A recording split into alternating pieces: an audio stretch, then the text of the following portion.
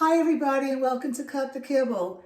I'm Paula and this is Miss Bella, my 1 week shy of being a 13-year-old Bichon that I've been home cooking for since she was 6 months old with the good graces of my vet. Today I wanted to show you how I prepare pumpkin. So it's like Halloween coming up here in the United States on Monday, and I bought a few pumpkins to decorate the house. But I don't want to put them, to waste them. So you know that I'm a big proponent of adding pumpkin to a dog's diet. I rotate between pumpkin, butternut squash, and what's the other one? Why can't I think of that? Oh, no, pumpkin, butternut squash. What is the other orange one? Oh, sweet potato. I don't use it that much, that's why. And pumpkin is great if your dog has diarrhea or constipation. It works both ways. It's a miracle ingredient for your dog. So I always buy canned pumpkin, but I said, what the heck, let me try to make my own pumpkin out of a real pumpkin. And stay on this video because I add a special ingredient to it that I'll show you at the end.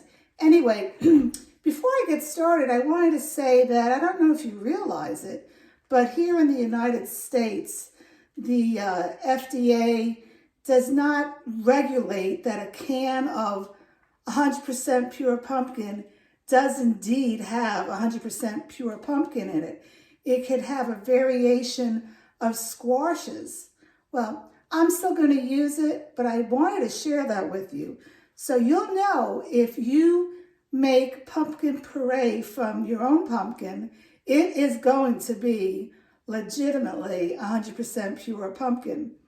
I have such wonderful memories of my mom when I was growing up. She would get a big pumpkin for the holidays. We didn't celebrate Thanksgiving because we're Italian. We just didn't do that. But she would make pumpkin pie. And she would work real hard to cut into that pumpkin and take all the seeds out and get a big pasta pot and put it on the gas stove and boil that pumpkin to dickens to make pumpkin pie. I'm not going to do it that way. Sorry, Mama. But I am going to stick the whole darn pumpkin into the oven. I bought these 4 little cute pumpkins. They're like, here's Bella. Like this is the size for my hand, and I put them all in the oven at 375 degrees. I put parchment paper down under it, and it cooked for like an hour. I already did this, but this is my first time doing it. But what did I do wrong? You want to cook it a little longer. Even though the knife goes in, you want it to go in with no resistance at all. I had some of it I put out in the back of my yard for the deer along with the skin and the seeds. But let me show you what I did. I'm just really, hold on one second, let me just get it. So, I don't know if you can see over here, I have 2 trays of pumpkins and it's beautiful.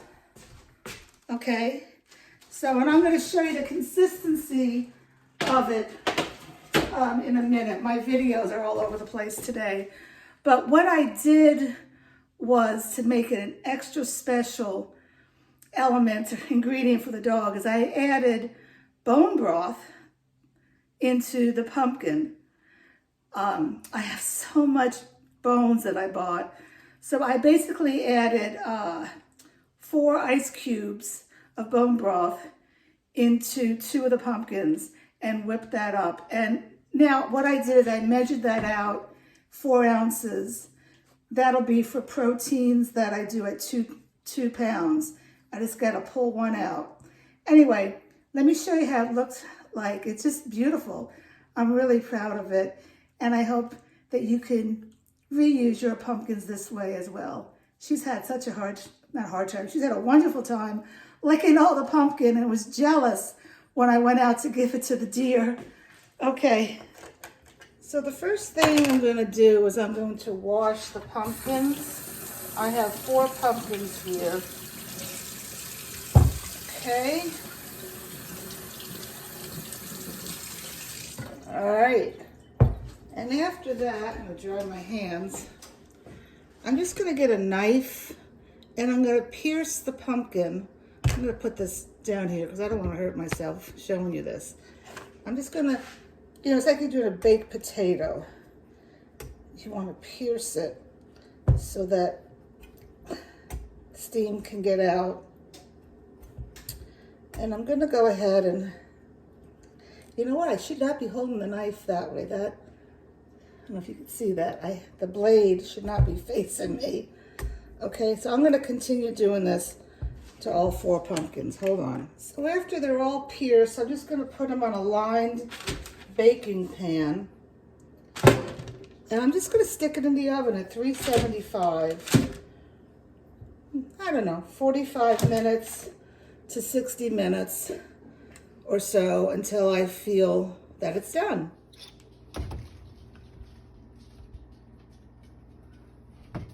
So now I just opened it up and I'm going to let it cool off a little bit more before I take the seeds out.